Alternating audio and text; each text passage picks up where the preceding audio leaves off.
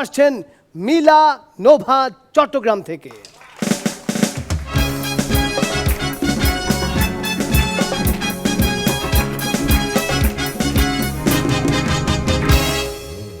আপনারা যারা এই বিমানের যাত্রী দয়া করে সিটে বসে পড়েন। দেখেন সিটের পাশে একটা দড়ির মতন আছে, ওইটারে কোমরে বাইধা ফেলেন। আর হ্যাঁ, হাতের কাছে যা জিনিসপত্র আছে দয়া করে নিজের দায়িত্বে রাখবেন। কোনো কিছু হারানো গেলে কিন্তু বিমান কর্তৃপক্ষ দায়ী থাকবে না। এটা বলতাম যখন আমি একটা লোকাল এয়ারলাইন্সে ছিলাম। এখন আমি একটা আন্তর্জাতিক মানের এয়ারলাইন্সে আছি। সুপ্রিয় যাত্রীবৃন্দ, আসসালামু আলাইকুম। আমাদের বিমানে ভ্রমণ করার জন্য আপনাদেরকে স্বাগত। আপনাদের যে কোনো সহযোগিতায় আমি আছি।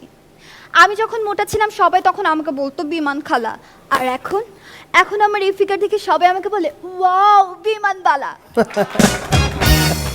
আগে আমি এত মোটা ছিলাম যে বিমানের দুই পাশে যাত্রীদের হেলমেট পরতে হতো। ভাবছেন কেন? নিরাপত্তার জন্য। কারণ আমি যখন বিমানের মাঝখানে হাঁটতাম তখন আমার কোমরের ধাক্কায় বিমানের যাত্রীরা আহত হতো।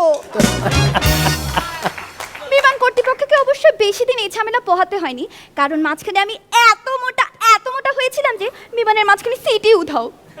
বিমানের সিট উধাও তো যাত্রী কম, আর যাত্রী কম মানে তো লস হবেই। ভাবছেন এত কিছুর পরও আমাকে কেন রেখেছে? ওই যে আমি বিমান খালা।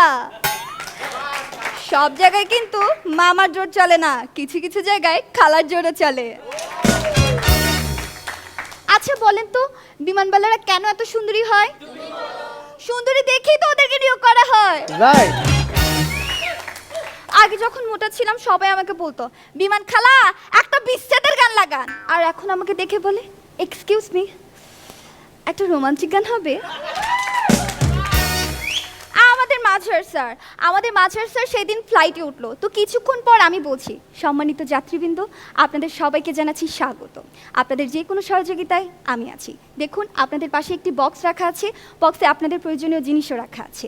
শীতের কস্টিউম, গরমের costume, first aid, swimming costume. এই শুনে মাঝার স্যার বলছে এত কিছুর কি দরকার ছিল? জি স্যার, দরকার আছে, কারণ আমরা কোথা থেকে উড্ডয়ন করেছি সেটা জানা থাকলেও আমরা কোথায় ল্যান্ডিং করব সেটা জানা নেই। তো সেই দিনের কথাই বলি, তো সেই দিন আমি ফ্লাইটে ওঠার পর জানতে পারলাম একজন গুরুত্বপূর্ণ ব্যক্তি আমাদের ফ্লাইটে আছেন। সব যাত্রীরা ভয়ে আতঙ্কিত। তখন আমি সেই যাত্রীর কাছে গিয়ে বলছি স্যার আপনার কি কিছু লাগবে? আরে বললেন না, প্লেনের এত শব্দ আমার মাথাতেও ধইরা বসে আছে।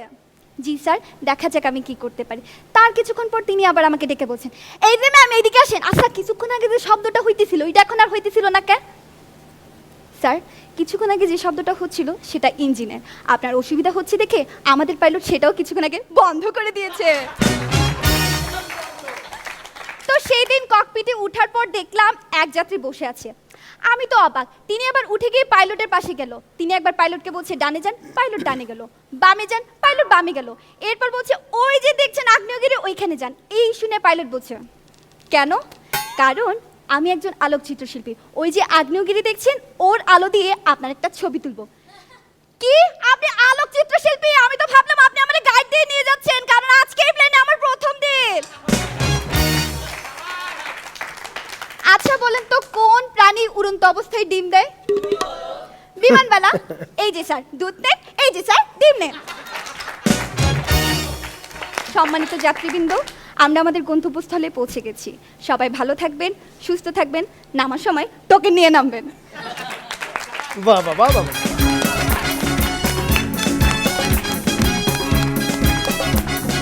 বাজার ভাই তুমি চমৎকার করেছো, চমৎকার তোমার পারফরমেন্স।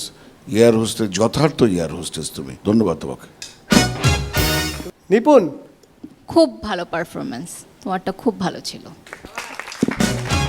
জুয়েল ভাই নোভা যখন আসবে তার আগে থেকেই আমাদের লোভটা বেড়ে যায় যে কি অসাধারণ নতুন একটা কিছু নিয়ে আসে, এবং তাই করে সববার, কোনোবারই আমাদেরকে হতাশ করে না। সব মিলে একটা অসাধারণ পারফরমেন্স। ধন্যবাদ। মাম্মু মিয়া মামুনিয়া না, মামুনিয়া। এখানে আমি বলবো যে তুমি বললে তুমি বিমানবালা, তারপরে যা বললা আমার মুখে তালা। আরে বাবা, সাবাস সাবাস, thank you Mila, thank you. আমরা সেই প্লেনে যাব।